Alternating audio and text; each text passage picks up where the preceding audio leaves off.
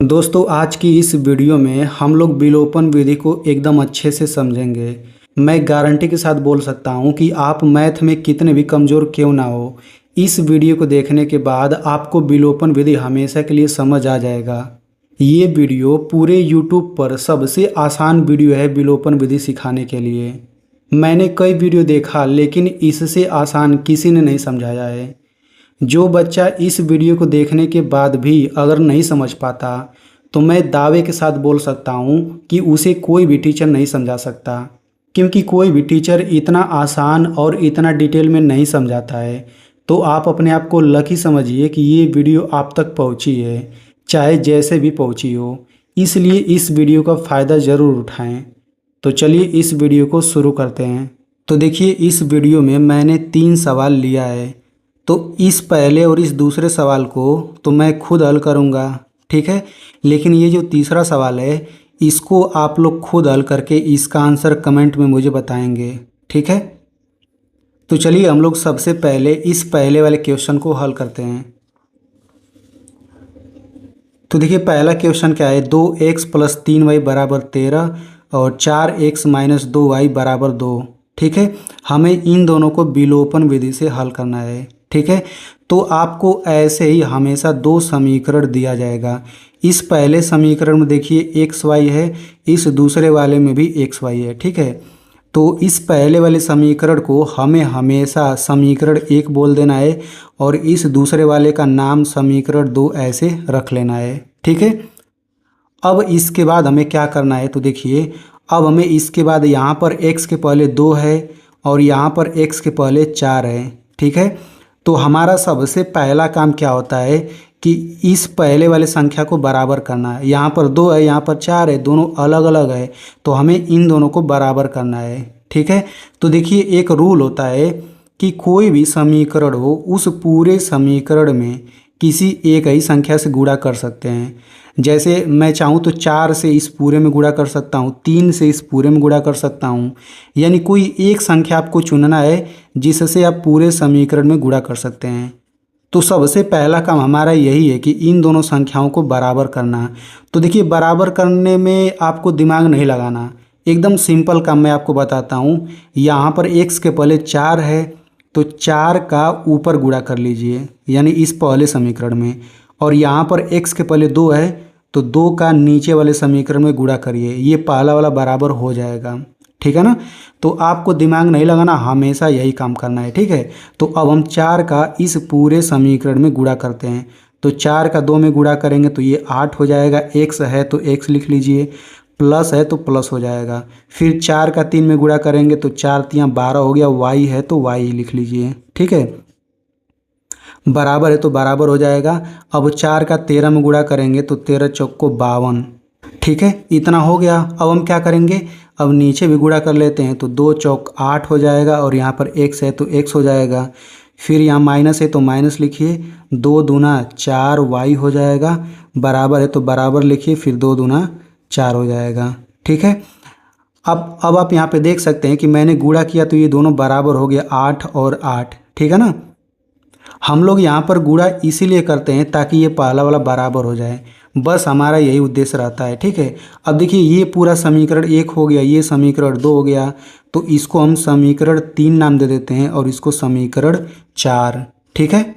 अब देखिए यहाँ पर गुणा कर लेने के बाद अब हमें ये जो समीकरण 3 और 4, ये जो नया समीकरण मिला है, अब हमें समीकरण 3 में से 4 को घटाना होता है, ठीक है। तो घटाने के लिए हम लोग क्या करते हैं, यहाँ पर नीचे एक बड़ा सा लाइन खींच लेंगे, ठीक है। अब हमें समीकरण 3 में से समीकरण 4 को घटाना है, यानी कि समीकरण 4 में ये जो तीनों संख्या है ना, इसके चिन्ह बदल जाते हैं घटाते समय, और हम लोग हमेशा घटाते ही हैं, ठीक है। तो ये जो नीचे वाला समीकरण है, देखिए यहाँ पर 8 है, 8 के पहले कुछ नहीं है तो प्लस छुपा है, ठीक है। तो ये प्लस है तो माइनस हो जाएगा, और यहाँ पर 4 के पहले माइनस है तो ये आपका प्लस हो जाएगा, और यहाँ पर 4 के पहले कुछ नहीं है तो प्लस है, ये आपका माइनस हो जाएगा। यानी आप लोग एक रूल याद रख लीजिए, कोई भी संख्या अगर लिखा हो, अगर उसके पहले प्लस या माइनस नहीं है, कुछ भी नहीं है, तो इसके पहले प्लस का चिन्ह छुपा हुआ रहता है, ठीक है। तो हमेशा हम लोग घटाते ही हैं। समीकरण 3 में से 4 को घटाएंगे तो ये नीचे वाला चिन्ह मतलब समीकरण 4 का चिन्ह बदल जाएगा। प्लस है तो माइनस हो जाएगा, माइनस है तो प्लस हो जाएगा, प्लस है तो माइनस हो जाएगा। ठीक ना। अब देखिए यहाँ तक तो बच्चे बहुत आसानी से कर लेते हैं, लेकिन इसके बाद बच्चे गलती शुरू कर देते हैं। इसीलिए मैं आपको बेसिक नियम बता देता हूँ, उसके बाद इसके बाद मैं हल कराऊंगा। ठीक है। मैं अब से जो भी चीज़ बताने वाला हूँ आप उनको अच्छे से समझिए। आपको ये बिल्कुल दिमाग नहीं लगाना कि मैं आपको ये क्या सिखा रहा हूँ, आपको ये नहीं सोचना है। मैं जितना बताता हूँ बस आप उतना ध्यान से समझिए, क्योंकि मैंने वीडियो बनाने से पहले ही सोच लिया है कि आपको विलोपन विधि सिखाने के लिए आपको क्या क्या आना चाहिए, मैं वही चीज़ सिखाऊंगा। ठीक है ना। तो चलिए अब मैं आपको यहाँ पे बेसिक बताता हूँ। ठीक है। तो ये देखिए गणित का सबसे महत्वपूर्ण नियम है। ये नियम क्या कहता है, अगर प्लस प्लस का चिन्ह है तो प्लस प्लस मिल के प्लस बनता है, यानी संख्याओं को जोड़ते हैं। और अगर माइनस माइनस का चिन्ह है तो माइनस माइनस प्लस होता है, यानी माइनस माइनस का चिन्ह रहेगा तब भी जोड़ते ही हैं। ठीक है। और अगर प्लस माइनस या माइनस प्लस हो तो हम संख्याओं को घटाते हैं, क्योंकि प्लस माइनस माइनस होता है, माइनस प्लस भी माइनस होता है। ठीक है। अब इस नियम का यूज हम कैसे करते हैं देखिए। जैसे मान लीजिए मैंने आपसे पूछा कि 8 माइनस 2, 8 में से 2 घटाएंगे तो क्या आएगा, तो ये 6 आएगा। ये तो बहुत ही आसान है, लेकिन इसमें कौन सा नियम लगा, इसमें यही नियम लग करके ये 6 आंसर आया है। बिल्कुल वैसे ही मैंने आपसे पूछा ये वाला -8 + 2, इसको हल करके क्या आएगा। तो देखिए माइनस प्लस है तो माइनस प्लस माइनस होता है, यानी घटाते हैं संख्याओं को। तो ये माइनस हो गया, ये प्लस, तो हम 8 में से 2 को घटाएंगे। माइनस प्लस है तो हम घटाएंगे, तो 8 में से 2 घटा 6 हो गया। अब बहुत बच्चे इसी को आंसर बोल देंगे, लेकिन ये आंसर नहीं है। हर एक संख्या के पहले कोई ना कोई चिन्ह होता है, या तो प्लस या माइनस। तो वैसे ही 6 के पहले प्लस या माइनस होगा कि नहीं, कौन सा चिन्ह लिखें। तो इन दोनों में जो बड़ा है वही चिन्ह यहाँ पर आएगा। तो 2 बड़ा है कि 8, 8 बड़ा है तो 8 के पहले माइनस है तो ये माइनस हो जाएगा। यानी सिंपल समझ लीजिए कि चिन्हों को देख करके हम जानते हैं कि हमें घटाना है कि जोड़ना है। यहाँ पर घटा या जोड़ने के बाद जो संख्या आता है उसके पहले कौन सा चिन्ह लगेगा, इन दोनों में जो बड़ा है उसके पहले वाला चिन्ह लगेगा। ठीक है। बिल्कुल वैसे यहाँ पर देखिए माइनस प्लस, तो माइनस प्लस माइनस होता है, यानी घटाते हैं। यानी कि यहाँ पर 3 है और 7 है, माइनस प्लस है तो घटाइए, तो बड़ी में से छोटी घटाते हैं हमेशा। तो 7 में से 3 घटेगा, ये आपका हो जाएगा 4। ठीक है। अब 4 के पहले कौन सा चिन्ह लगेगा, इन दोनों में जो बड़ा है। तो 3 बड़ा है कि 7, 7 बड़ा है और 7 के पहले कौन सा चिन्ह है, प्लस।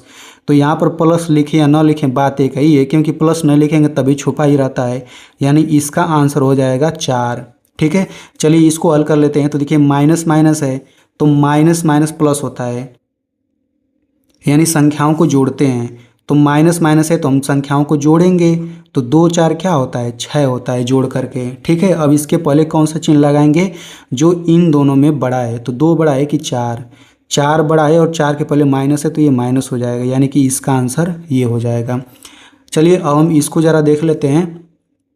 अब देखिए इस चौथे सवाल को देखते हैं, 6 - 6। अब बहुत बच्चे कहेंगे कि 6 में से 6 घटाएंगे तो 0 आएगा। ठीक है। लेकिन इसमें कौन सा नियम लग रहा है, तो देखिए यहाँ पर माइनस है, यहाँ पर संख्या के पहले कुछ नहीं है, तो यहाँ पर कुछ नहीं है तो प्लस होगा। तो प्लस माइनस है तो क्या होगा, प्लस माइनस माइनस होता है, यानी घटाएंगे। तो 6 में से 6 घटाएंगे तो 0 आ जाएगा। अब 0 के पहले प्लस लिखे कि माइनस, तो इन दोनों में जो बड़ा रहेगा वही तो चिन्ह लिखेंगे। तो ये तो दोनों बराबर है, 6 6। तो अब यहाँ पे महत्वपूर्ण नियम सीख लीजिए कि जब भी हल करके 0 आ जाए तो उसके पहले चिन्ह लगाने में ध्यान हमें नहीं देना है। क्यों नहीं ध्यान देना है, क्योंकि -0 बोलिए चाहे +0 बोलिए, दोनों का मतलब 0 ही होता है। यानी जब भी 0 आ जाए तो चिन्ह लगाने पर ध्यान देना ही नहीं है आपको। ठीक है। वैसे इसको देखिए माइनस प्लस, तो माइनस प्लस है तो क्या होगा, माइनस प्लस माइनस होता है, यानी घटाते हैं। तो 4 में से 4 घटाएंगे क्या आएगा, 0 आएगा। अब इन दोनों में बड़ा कौन है, हमें चिन्ह लगाने पर ध्यान देना ही नहीं है। जब भी 0 आ जाए बस चिन्ह लगाना नहीं है। तो आई होप आपको इतना बहुत ही अच्छे से समझ आ गया होगा। ठीक है। तो मेरा ये मेन उद्देश्य नहीं था समझाना, मैं आपको एक्स वाला समझाऊंगा, क्योंकि वही तो विलोपन में काम आता है। अब यहाँ पर एक एक चीज़ आप लोग जान लीजिए कि देखिए, जब भी कोई संख्या लिखा हो और संख्या के तुरंत बाद अंग्रेजी का अक्षर लिखा हो, ABCD XYZ कुछ भी, तो ये संख्या हो गया, ये ABCD वाला हो गया। अगर इन दोनों के बीच में अगर प्लस माइनस गुणा भाग कोई चिन्ह ना हो तो हमेशा गुणा माना जाता है, ठीक है। वैसे ही देखिए यहाँ पर -5 है और ये y है, अंग्रेजी का अक्षर, दोनों के बीच में कुछ नहीं है तो क्या माना जाएगा? गुणा माना जाएगा, ठीक है। तो इस बात को दिमाग में रखे रहिए। चलिए यहाँ तक आपको समझ आ गया। अब हम लोग यहाँ पर x वाला समझ लेते हैं। देखिए -8 + 2, मैंने अभी आपको बताया इसको हल करके क्या आएगा, -8 + 2, इसको हल करके -6 आता है, ठीक है। अब मान लीजिए मैंने सवाल ये बना दिया, मैंने सवाल वही लिखा है, अब मैंने यहाँ पर x लगा दिया, यहाँ पर भी x लगा दिया। अब मैं आपसे पूछना चाहता हूँ, देखिए सवाल बिल्कुल वही था, बस x मैंने बढ़ा दिया, तो इसको हल करके क्या आएगा?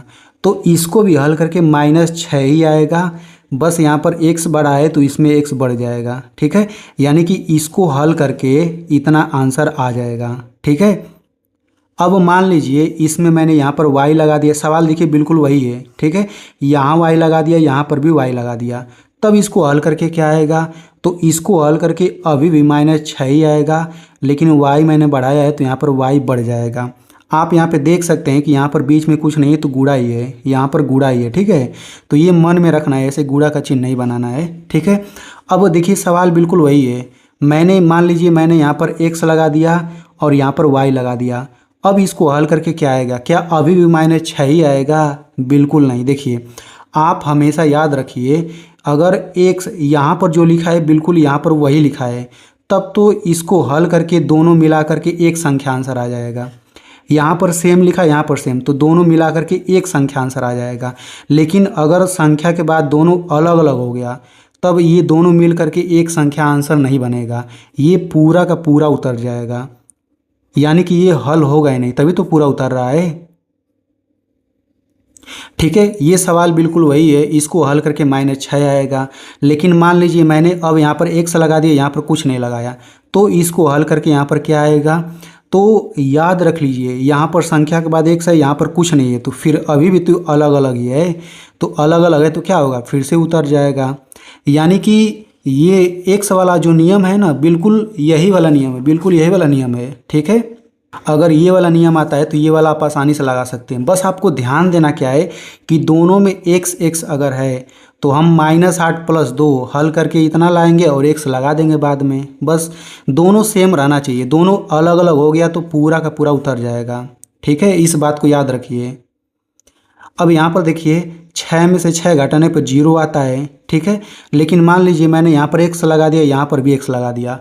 अब मैं आपसे जानना चाहता हूँ कि इसको हल करके क्या आएगा? तो देखिए अब भी 0 ही आएगा, लेकिन x मैंने लगाया है तो यहाँ पर x हो जाएगा। अब मुझे एक बात बताइए, ये 0x है, ये संख्या हो गया, ये अंग्रेजी का अक्षर, बीच में कुछ नहीं तो क्या माना जाएगा? गुणा माना जाएगा। अब बताइए 0 का आप किसी भी संख्या में गुणा करेंगे तो क्या आएगा? ये तो हमेशा 0 ही आता है। 0 का किसी चीज़ में गुणा करिए, चाहे संख्या में चाहे ABCD में, हमेशा 0 ही आएगा, ठीक है। तो देखिए यानी कि 0x का मतलब हो गया 0, यानी कि आप याद रख लीजिए कि जब भी 0 आएगा तो आपको 0 के बाद XY कुछ नहीं लिखना है, ना ही चिन्ह लगाने पर ध्यान देना है। अगर 0 आ गया है तो केवल 0 ही लिखिए, ठीक है। अब इसको हल करके बताइए क्या आएगा? तो देखिए मैं बताता हूँ। सबसे पहले देखिए यहाँ पर y है, इसमें भी y है, दोनों में y है, ठीक है। तो यहाँ पर लिखा है -2, यहाँ पर लिखा है -4, यानी इसको हल करके लिख लीजिए और y लगा दीजिए बाद में। तो -2 और -4 हल करके क्या आता है? भाई आपने यही तो नियम अभी देखा, माइनस माइनस रहता है तो क्या करते हैं? जोड़ देते हैं, ठीक है, और चिन्ह बड़े वाले का लगा देते हैं। देखिए यहाँ पर माइनस माइनस प्लस होता है, ठीक है। तो -2 -4 कितना हो जाएगा? ये 6 हो जाएगा, और 4 बड़ा है तो ये माइनस हो जाएगा, यानी कि -6 हो जाएगा। दोनों में y है तो y लग जाएगा। यानी आप इसको हल कर सकते हैं बहुत ही आसानी से। अब बताइए इसको हल करके क्या आएगा? तो देखिए यहाँ पर x है, यहाँ पर x नहीं है, यानी दोनों अलग अलग है, यानी कि पूरा का पूरा वैसे ही उतर जाएगा। ये दोनों मिला करके एक संख्या नहीं बनेगा, क्योंकि दोनों अलग अलग है। लेकिन यहाँ पर दोनों सेम रहेगा तो ये दोनों मिला करके एक संख्या बन जाएगा। इसको मुझे बताइए 8 - 2 ये भी पूरा उतर जाएगा, क्योंकि यहाँ पर संख्या के बाद और यहाँ पर संख्या के बाद दोनों अलग अलग है। तो ये पूरा का पूरा उतर जाएगा।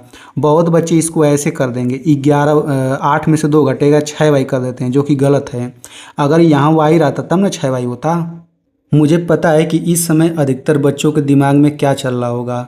वो ये सोच रहे होंगे कि मैं विलोपन विधि देखने के लिए आया हूँ और यहाँ पर मैं क्या बता रहा हूँ। लेकिन मेरे भाई, इस बात को ध्यान से समझिए कि विलोपन विधि अगर आपको अच्छे से सीखना है तो ये जो भी चीज़ें मैं बता रहा हूँ ये आपको नहीं आएगा तो विलोपन विधि भी कभी भी नहीं आएगा, ठीक है। तो जितना भी बताऊँ बस आप उनको ध्यान से देखिए, ठीक है। विलोपन विधि बहुत चुटकियों का खेल है। चलिए अब मैं आपको यहाँ पे बताता हूँ समीकरण हल करना, ठीक है। बस यही लास्ट है, इसके बाद आप सवाल लगाना सीख जाएंगे विलोपन विधि से, ठीक है। तो देखिए अब हम सीखेंगे समीकरण हल करना, ठीक है। तो यहाँ पर 5 सवाल है। सबसे पहले मैं आपको बता दूँ समीकरण हल करने का मतलब क्या होता है। तो देखिए यहाँ पर 5 सवाल है। पहला सवाल है x + 2 = 5। दूसरा सवाल ये रहा, तीसरा सवाल ये। इस पहले सवाल में ज़रा ध्यान से देखिए, सब संख्या है, केवल एक ही अंग्रेजी का अक्षर x है। दूसरे सवाल में सब संख्या है, केवल एक ही अंग्रेजी का अक्षर x है। इसमें भी सब संख्या है, केवल एक ही अंग्रेजी का अक्षर y है। लेकिन विलोपन विधि में जो सवाल था उसमें तो भाई यहाँ पर x y दो अंग्रेजी का अक्षर है, ठीक है। तो वैसे इस सभी में मिलेगा, इन सभी में केवल एक ही अंग्रेजी का अक्षर है और एक ही समीकरण है, दो समीकरण नहीं है। तो समीकरण, जैसे मान लीजिए ये पहला सवाल है, तो इस समीकरण को हल करने का मतलब क्या होता है। तो देखिए इस समीकरण को हल करने का मतलब ये होता है कि सब संख्या है, केवल एक ही अंग्रेजी का अक्षर है। तो इस अंग्रेजी वाले अक्षर के जगह पे कौन सी संख्या रखें कि ये दोनों बराबर हो जाए, वही हल कहलाता है इसका, ठीक है। जैसे देखिए इस x वाले जगह पे मैं क्या रखूं, इस x वाले जगह पे अगर मैं 1 रखता हूं, 1, तो ये 1 + 2 बराबर ये 5 हो जाएगा। और 1 + 2 3 होता है, 3 = 5। बताइए 3 और 5 बराबर होता है क्या? नहीं, यानी कि ये एक आंसर नहीं है, गलत हो जाएगा। लेकिन अगर मैं x के जगह पे 3 रख दूं, x के जगह पे 3 रखूं तो ये 3 + 2 = 5 हो जाएगा। अब 3 में 2 जोड़ेंगे तो 5 हो जाएगा, ये 5। अब देखिए दोनों बराबर आ रहा है, तो मैंने x के जगह पे 3 रखा तभी तो बराबर आ रहा है, यानी कि x = 3 इसका आंसर है, इस पहले वाले सवाल का आंसर है, ठीक है। वैसे ही इस दूसरे वाले सवाल में इस x के जगह पे कौन सी संख्या रखें कि दोनों तरफ बराबर हो जाए, वही इसका आंसर होगा, ठीक है ना। तो देखिए अगर मैं x के जगह पे 7 रख दूं, 7, तो 7 में से 4 घटेगा 3 हो जाएगा, 3 = 3 बराबर हो जा रहा है, यानी दूसरे वाले का आंसर x = 7 है। अगर मैं 7 के अलावा कुछ दूसरा रखूं तो बराबर नहीं होगा। अब देखिए इस तीसरे वाले सवाल में ज़रा देखिए, इस तीसरे वाले सवाल में यहाँ पर 2 है, यहाँ पर y है, संख्या है, ये अंग्रेजी का अक्षर, बीच में कुछ नहीं तो क्या माना जाएगा? गुणा माना जाएगा, ठीक है।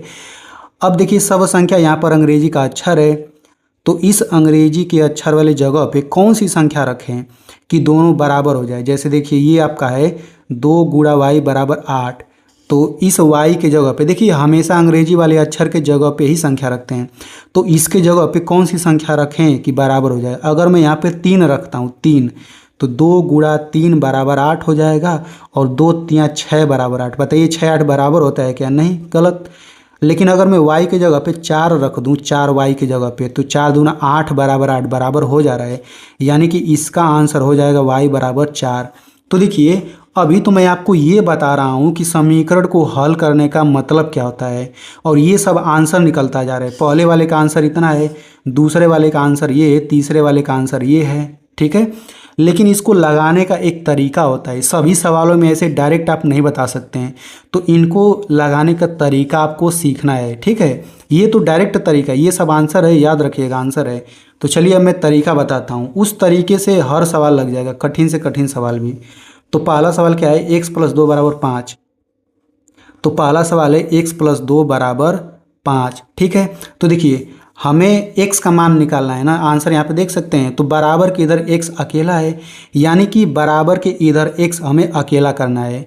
अब x अकेला कैसे होगा? एकदम सिंपल सा रूल याद रखिए, बराबर के इधर x अकेला करना है ना, तो बराबर के इधर जितना भी संख्या है सब संख्या को बराबर के इधर भेज दिए, खुद ही अकेला हो जाएगा x, ठीक है।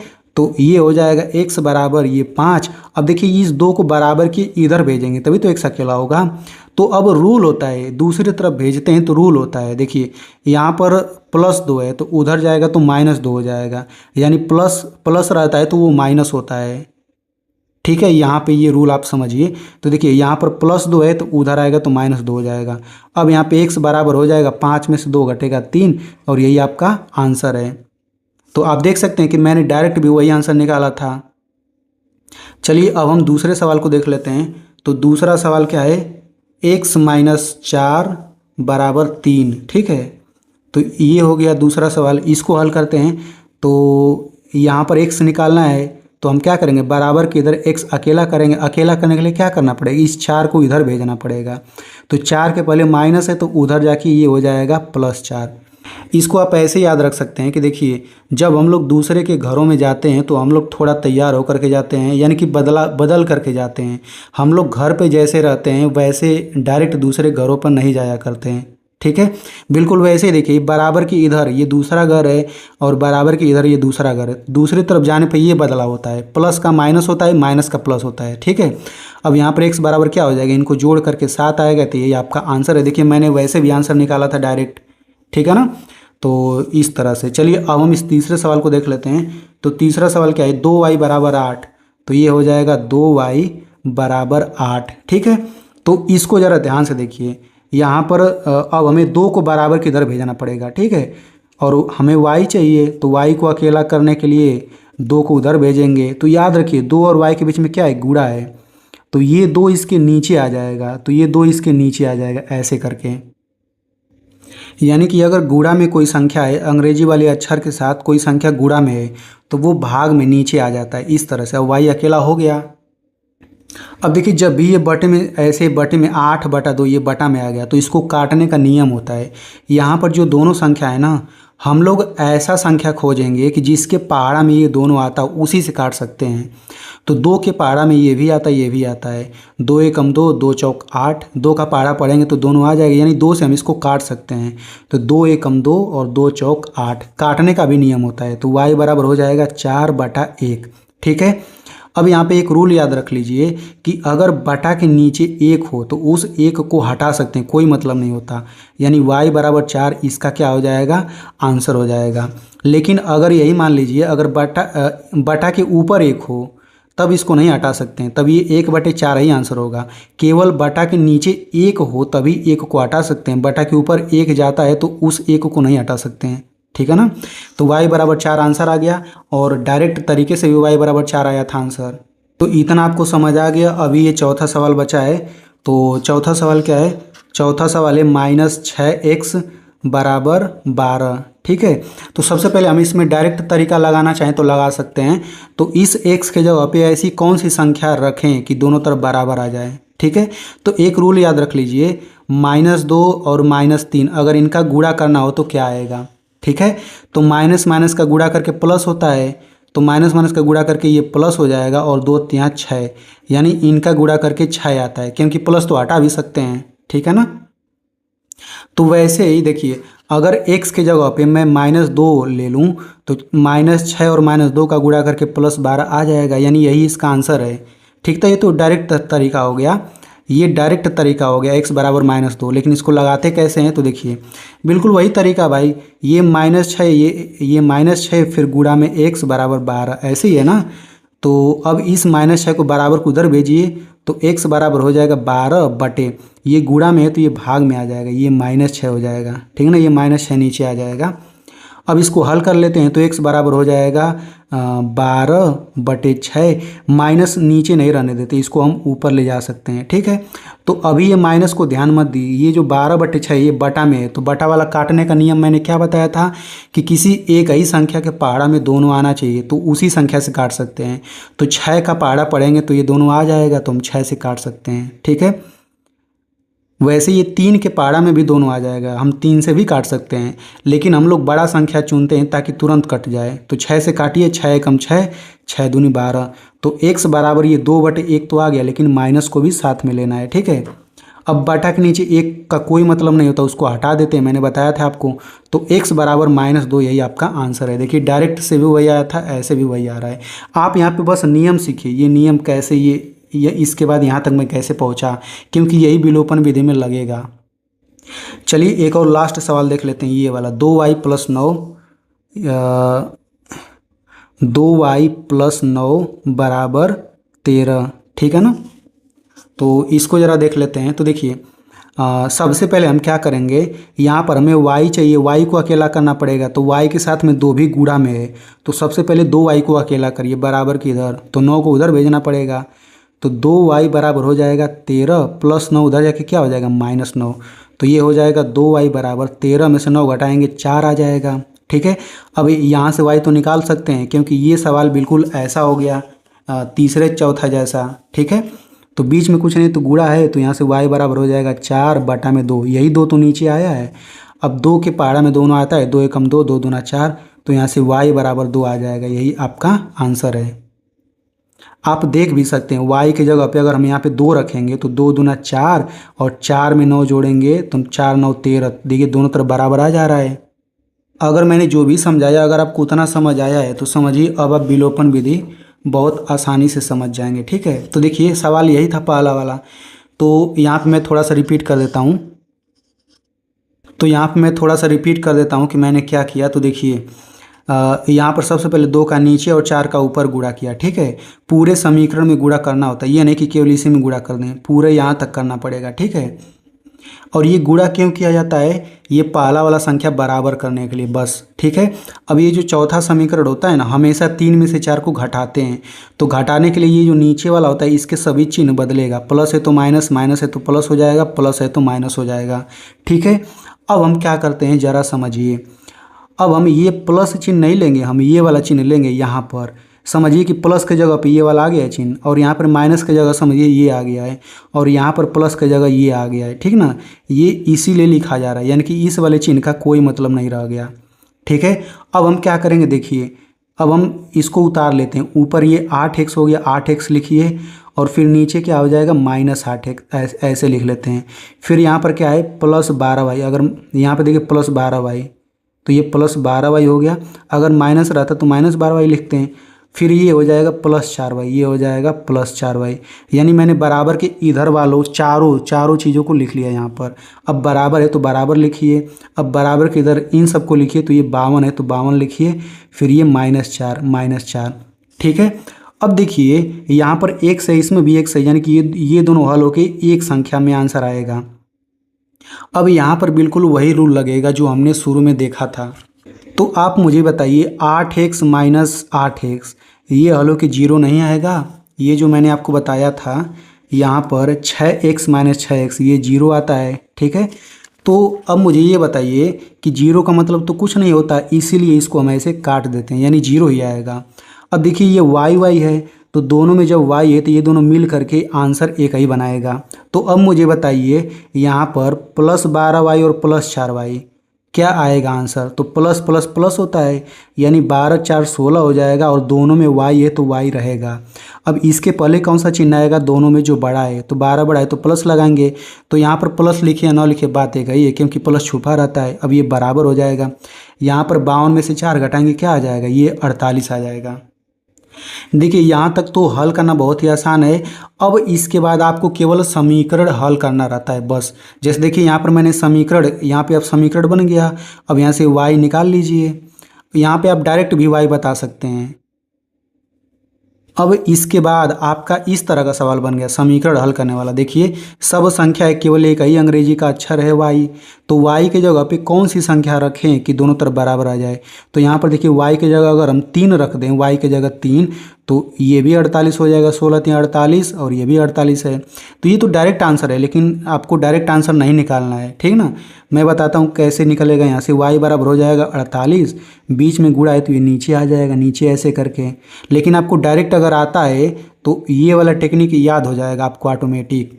अब देखिए 16 के पारा में दोनों आ जाता है, 16 कम 16, 16 3 48, तो y बराबर हो जाएगा 3/1। मैंने आपको बताया कि बटा के नीचे 1 का कोई मतलब नहीं होता, यानी y बराबर 3 आ गया, यही आपका आंसर है। लेकिन हमें इसको हल करके एक्स और वाई दोनों बताना है। तो अभी तो वाई निकला है, तो अब जब वाई निकल गया तो समझिए एक्स भी निकल जाएगा। अब हम यहाँ पे लिखेंगे वाई बराबर 3 समीकरण 1 में रखने पर, y बराबर 3 हम समीकरण 1 में रख देते हैं। हम चाहें तो समीकरण 2 में भी रख सकते हैं, यानी समीकरण 1 या 2 किसी एक ही में आप रखिए, ठीक है। तो हम y बराबर 3 समीकरण 1 में रख देते हैं। समीकरण 1 क्या है? समीकरण 1 है 2x प्लस 3y बराबर 13, ठीक है, यही समीकरण 1 है। तो इस समीकरण में सब कुछ वैसा ही उतारिए, केवल y की जगह पे 3, यहाँ पे 3 रखना है। तो ये हो जाएगा 3 बराबर 13, सब मैंने वैसे ही उतारा। y की जगह पे हम यहाँ 3 रखेंगे और बीच में गुणा है ना, गुणा, ठीक है। अब समझिए कि इसके बाद केवल हमें समीकरण हल करना है। देखिए अब ये भी समीकरण वाला सवाल हो गया। आपको एक्स न चाहिए, सब संख्या है, केवल एक अंग्रेजी वाला अक्षर है, तो हम बराबर के इधर अकेला कर देंगे इसको। तो सबसे पहले हम इसका गुणा कर लेते हैं, तो 9 हो जाएगा, 3 3 9, ये 13 हो जाएगा। अब इसको अकेला करने के लिए 9 को उधर भेजना पड़ेगा, तो 2x बराबर हो जाएगा 13 प्लस 9 इधर जाके -9, तो 2x बराबर हो जाएगा यहाँ पर 4 हो जाएगा, और x बराबर हो जाएगा 4, यहाँ पर गुणा है तो नीचे चला आएगा, 2 एकम 2, 2 दूना 4, तो x बराबर हो जाएगा 2, और यही आपका आंसर है। यानी कि हमें इसको हल करने का मतलब होता है कि एक्स वाई का मान निकालना, ठीक है। तो यानी कि x बराबर इतना आ गया और y बराबर 3 आ गया, ठीक है, यही आपका आंसर हो जाएगा। तो आप देख सकते हैं कि विलोपन विधि कितना आसान है, यानी कि यहाँ पर घटाने के बाद केवल हमें समीकरण हल करना होता है, और समीकरण हल करना मैंने आपको शुरू में ही सिखा दिया, ठीक है। चलिए अब मैं यहाँ पे दूसरा सवाल हल करता हूँ, और दूसरा सवाल हल करके मैं आपको होमवर्क दूंगा, तो आप उसे ज़रूर लगाएंगे, ठीक है ना। अब देखिए बहुत बच्चे इसको नहीं देखेंगे क्योंकि उन्हें लगेगा मैंने पूरा सीख लिया, लेकिन नहीं भाई, इसमें आप कुछ दूसरा नियम सीखेंगे, ठीक है, इसीलिए मैंने लिया है, फालतू में नहीं लिया है। तो आप इसको भी देखिए, और इसके बाद मैं आपसे सवाल पूछूंगा तो उसका जवाब भी दीजिएगा, ठीक है। तो यहाँ पर दोनों समीकरण है, तो सबसे पहले इसको समीकरण 1 बोल देते हैं, इसको समीकरण 2 बोल देते हैं, ठीक है। अब इस बात को हमेशा याद रखिए, कभी भी कोई अंग्रेजी का अक्षर अकेला हो, जैसे x आ जाए, y आ जाए, a आ जाए अकेला, तो इनके पहले एक हमेशा छुपा रहता है। यानी कोई भी अंग्रेजी का अक्षर बिना संख्या का नहीं आता है, उसके पहले कोई ना कोई संख्या या तो 2 रहेगा या तो 3 रहेगा, कुछ नहीं है तो 1 रहेगा, ठीक है ना। तो वैसे देखिए यहाँ पे कुछ नहीं तो 1 है, यहाँ पर भी 1 है, ठीक है। अब जरा देखिए, अब बहुत बच्चे क्या करेंगे, इस 1 का ऊपर गुणा करेंगे, इस 1 का नीचे। लेकिन हम लोग गुणा क्यों करते हैं भाई, ये आप भूलना नहीं है, हम लोग गुणा इसीलिए करते हैं ताकि ये और ये दोनों बराबर हो जाए। लेकिन यहाँ पर पहले से ही बराबर है, तो जब पहले से ही बराबर रहता है तो हमें डायरेक्ट घटाना होता है, ठीक ना। अगर बराबर नहीं रहता तब ना हमें गुणा करके बराबर करना रहता है। ये पहले से ही बराबर है, तो जब पहले से ही बराबर है तो डायरेक्ट घटाइए, तो इसके पहले कुछ नहीं है तो प्लस है तो ये माइनस हो जाएगा, यहाँ पर प्लस है तो माइनस हो जाएगा, यहाँ माइनस है तो प्लस हो जाएगा, ठीक है। अब हम क्या करेंगे, बिल्कुल वही काम करिए, ये आपका हो जाएगा 1x। अब ये वाला चिन्ह कोई मतलब नहीं, इसका कोई मतलब नहीं, नीचे वाला लेंगे तो ये हो जाएगा -1x, ठीक है। ऊपर क्या है -2y, और नीचे क्या है -4y, फिर बराबर, ऊपर क्या है 5 और नीचे क्या है +7, ऐसे। तो ये तो हमेशा 0 आएगा, हमेशा ये कटेगा। अब आप देख सकते हैं कि इसमें केवल y अंग्रेजी का अक्षर है, बाकी सब संख्या है, तो ये दोनों y मिलकर के एक ही y वाला बन जाएगा। -2y -4y, ये तो -6y होता है, ठीक है, बराबर 5 + 7 ये तो 12 होता है। अब ये समीकरण हल करने वाला सवाल हो गया। अब यहाँ से y निकालना है, तो बीच में गुणा है तो इसको इधर भेजिए, तो y बराबर हो जाएगा 12 बटे यहाँ पे हो जाएगा -6, ठीक है। अब देखिए यहाँ से y बराबर हो जाएगा, माइनस को ऊपर कर लेते हैं, ये 12/6, केवल इसको आप काटिए, 6 कम 6, 6 दूनी 12, तो यहाँ से y बराबर तो आ गया 2/1, लेकिन माइनस भी लिखिए, और नीचे 1 का कोई मतलब नहीं होता, यानी कि y बराबर आ गया -2, y बराबर -2 आ गया। अब देखिए y बराबर -2 आ गया, लेकिन हमें तो x भी चाहिए, तो यही y का मान किस में रखेंगे, समीकरण 1 में। तो हम लिखेंगे y बराबर -2 समीकरण 1 में रखने पर। तो समीकरण 1 क्या है, समीकरण 1 है 1x -2y और फिर बराबर 5, ठीक है ना। तो इसमें रखिए, तो ये हो जाएगा 1x का मतलब एक सही तो होता है, और ये हो जाएगा माइनस, फिर ये हो जाएगा 2, बीच में कुछ नहीं तो गुणा हो जाएगा y बराबर क्या है -2 है, बराबर ये हो जाएगा -5। तो रखने के बाद सबसे पहले गुणा ही करते हैं।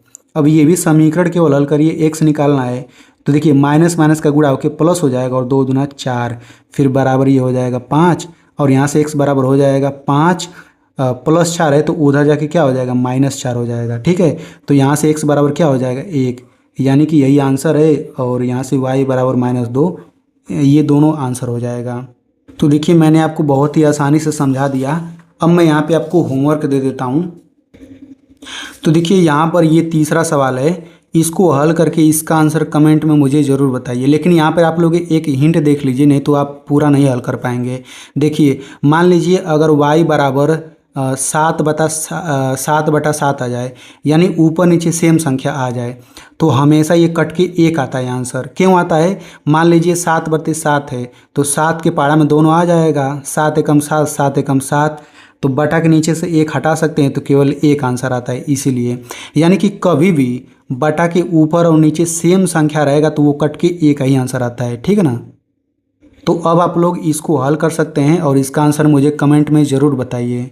और मैं आपसे एक छोटा सा रिक्वेस्ट करूंगा कि अगर आपको अच्छे से समझ आ गया है तो इस वीडियो को अपने दोस्तों में ज़रूर शेयर करिए, क्योंकि वो भी इतनी आसानी से इसे समझ जाएगा। और मेरी मेहनत के लिए इस वीडियो को एक लाइक कर दीजिए।